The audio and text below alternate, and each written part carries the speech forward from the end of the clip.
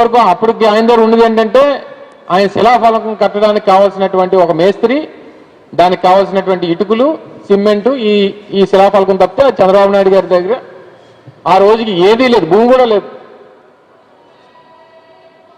దగ్గర 3000 ఎకరాల భూమిని సేకరించి దానికి పర్మిషన్స్ ఇచ్చి క్లియరెన్స్లు ఇచ్చి నిర్మాణానికి కావాల్సినటువంటి ఒక పెద్ద సంస్థని, దేశంలోనే ప్రముఖ సంస్థను తీసుకుని వచ్చి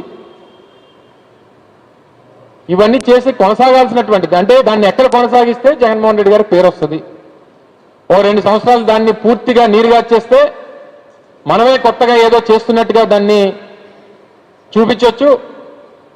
తద్వారా రాజకీయంగా మనకి అడ్వాంటేజ్ ఉంటుంది అనేటువంటి ప్రయత్నంలో భాగంగానే ఈరోజు కడప స్టీల్ ప్లాంట్కి మరొకసారి శంకుస్థాపన. చంద్రబాబు నాయుడు గారికి అదే సినిమాలో చెప్పినట్టు చెల్లికి జరగాలి పెళ్లి మళ్ళీ మళ్ళీ, అంటే ఒక శంకుస్థాపనే మళ్ళీ మళ్ళీ చేస్తూనే ఉంటాడు, పని జరగదు. శంకుస్థాపనలో మాత్రం దిట్ట.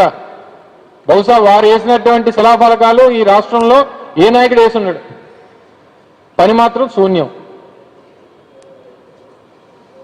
మళ్ళీ ఈరోజు కూడా బహుశా నాకు తెలిసి మరో అరగంట గంటలో వారు శంకుస్థాపన చేస్తారు. ఆ వేదిక మీద ఎక్కి మళ్ళీ మమ్మల్ని తిడతారు, మా నాయకుని తిడతారు, గొడ్ల పార్టీ అంటారు, సైకో అంటారు, మరొకటి అంటారు, మరొకటి. ఏ వేదిక దొరికినా గూగుల్ అవనివ్వండి, జిందాల్ అవనివ్వండి, రెన్యూ పవర్ అవనివ్వండి,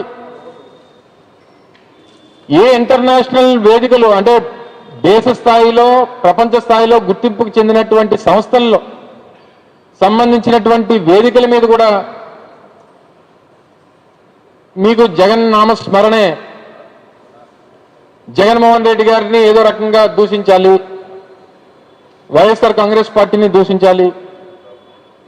నిన్న నెల్లూరులో